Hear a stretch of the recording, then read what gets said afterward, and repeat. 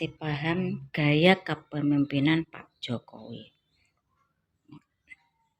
Ya, sebelum saya dirawat di RJ ya, ini kusen kaca ini sudah duluan rusak ya. Dan yang kedua ini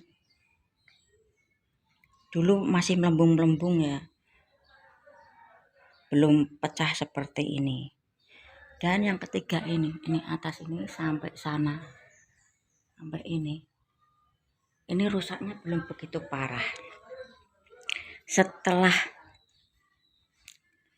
saya dirawat di RJ keluar ya, ini sama ini, tiga inilah ya, ini yang lebih penting mana ya, yang lebih penting kusen ini atau keramik ini atau atap ini? Tentunya yang lebih prioritas atap ya, atap ini sampai sini nih dulu ini parah. Dan kebetulan di depan kamar Kanjeng Mama ini selalu bocor, beliau tidak bisa tidur karena memikirkan ini.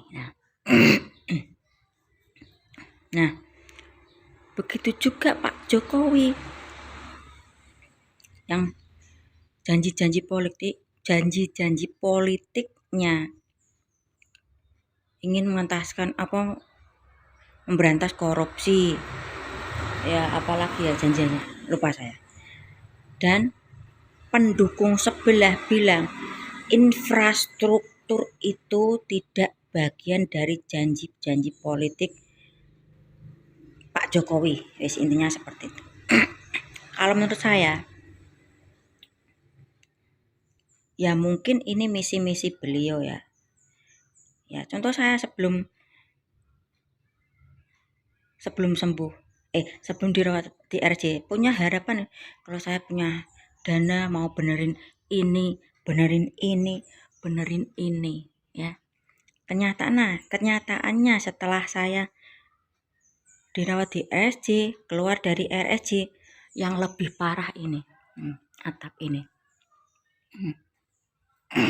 lebar sana. Ini juga karena kerjaanku tuh momong ya, otomatis saya prioritaskan ini dulu. Karena apa, bahaya nanti kalau bisa roboh atau runtuh, yang kena siapa? Anak-anak ya. Pastinya tuh ya saya mencegah supaya tidak ada korban jiwa itu ya. Dan sebetulnya ini sama ini tuh lebih dulu dari ini ya. Ya makanya saya yang prioritaskan ini dulu ya. Meski dananya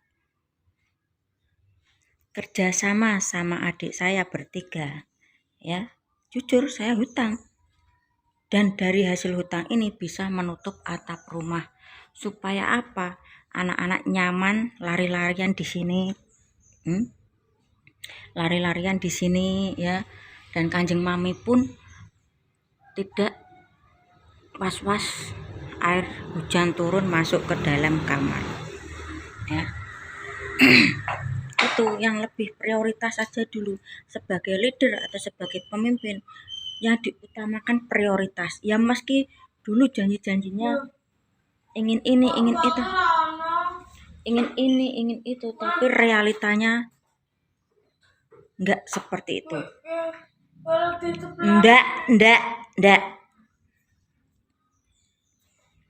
ya. Begitu juga Pak Jokowi, infrastruktur tidak bagian dari janji politik Pak Jokowi. Nah, beliau setelah menjabat, ternyata setelah dihadapkan dengan kenyataan, kok begini ya, pembangunan tidak merata ya, supaya ekonomi bisa, intinya ekonomi rakyat itu bisa berkembang bagaimana ya. Ya, di situ Pak Jokowi membangun jalan ya. Intinya untuk kepentingan orang banyak. Contoh di Papua ada sila kelima, keadilan sosial bagi seluruh rakyat Indonesia. Tapi Papua apa udah mendapat keadilan sosial? Belum. Harga BBM di Pulau Jawa 6.000, di Papua hampir 100.000. Kalau kelangkaan nggak ada ya. itu dari sisi kemanusiaannya ya itu dibangunlah infrastruktur supaya apa, perputaran ekonomi itu merata ya. Itu prioritas dulu yang diprioritas. Kalau tetangga sebelah yang bilang maksudnya nesu atau marah karena infrastruktur itu tidak bagian dari janji politik, ya wajar. Tapi bagi Pak Jokowi yang bisa untuk rakyat banyak itu apa, dibangun dulu.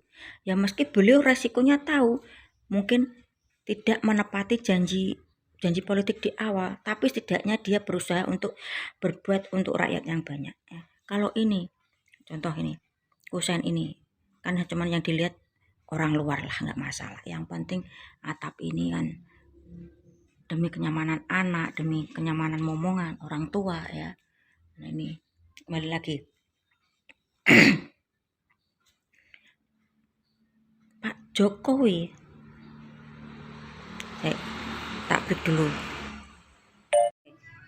Janji Pak Jokowi untuk memberantas korupsi, ya setidaknya beliau sudah berusaha. Ternyata di era Pak Jokowi pun sudah banyak yang tertangkap ya, yang dulu kelihatan nyaman-nyaman saja sekarang ya. Gini, kalau berurusan sama orang yang berduit itu terlalu sensitif dan terlalu berhati-hati ya.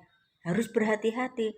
Karena apa? Pasti ada orang-orang pejabat-pejabat yang sudah menjadi kroninya, menjadi backingannya ya. Pak Jokowi pun itu sudah berusaha dengan cara beliau sendiri ya, nggak hanya asal tuduh harus ini korupsi ini harus tanggap, enggak. Beliau juga mendeteksi siapa backingan pejabat-pejabat pemerintah, oknum-oknum polisi yang terlibat dengan keluarga sang koruptor. Itu pun diteliti beliau ya. Intinya beliau mendeteksi sampai ke akar-akarnya ya. Keluarga ini misalnya keluarga A terlibat korupsi, pasti punya backingan dari kepolisian siapa ya, dari pihak menteri pasti juga ada, dari pihak pejabat lebih tinggi mungkin dari pengadilan atau MK pasti juga ada ya. Makanya beliau itu berhati-hati ya. Kalau kita sebagai orang kecil ya gampang, hanya tinggal menuntut. Saya itu ya berpalinglah karena Pak Jokowi itu tidak sesuai dengan janji-janji politiknya waktu dulu ingin memberantas korupsi bla bla bla bla bla bla bla ya. Itu kata tetangga sebelah ya. Itu perlu kehati-hatian, perlu ketelitian ya, perlu kejelian dalam memberantas korupsi dengan orang-orang berduit atau orang-orang kaya ya. Makanya hanya dengan sekedar menuntut ya. Itu Pak Jokowi pun juga tidak berpikir hanya di bidang memberantas korupsi, pasti juga masih ada aja sisi yang lain ya. Bagaimana cara rakyat ini saling berhubung antar kota, antar daerah ya, dengan membangun infrastruktur. Nanti ada lagi di bidang olahraga apa ya, di bidang keuangan itu apa ya, nggak segampang itu bos ya. Makanya butuh waktu ya. Seandainya konstitusi mengizinkan beliau ya, udah maaf belum saya mengizinkan beliau itu untuk memimpin seumur hidup. Karena apa? Butuh waktu untuk menyelesaikan masalah-masalah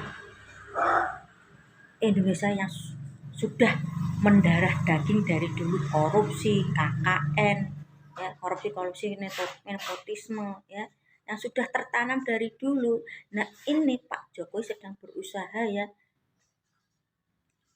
bersih-bersih ya.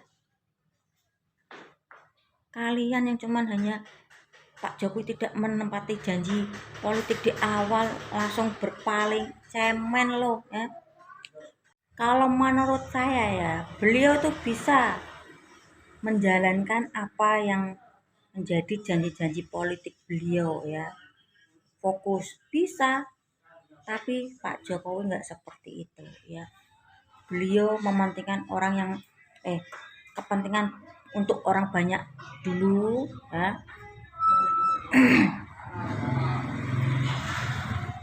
Dan meneruskan wacana-wacana pembangunan atau pembangunan yang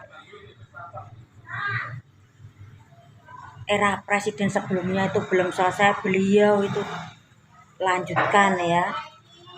Mungkin kakak Ci mungkin ada satu pembangunan itu Wisma Atlet Hambalan ya, mungkin bagi beliau itu tidak perlu diteruskan karena ya mungkin ada apa ya, ada hal-hal yang diperhitungkan Pak Jokowi kok tidak layak untuk diteruskan ya, beliau tidak teruskan ya. Itu ya, kalau Pak Jokowi bisa egois, bisa beliau itu menjalankan yang menjadi misi janji-janji politiknya, fokus, nggak memikirkan yang lain karena beliau itu beda, mana yang lebih prioritas itu beliau dahulukan ya. Buktinya apa sekarang ya, mungkin infrastruktur tidak bagian dari janji politik, kenyataannya banyak rakyat yang seneng ya, banyak rakyat yang antusias, senang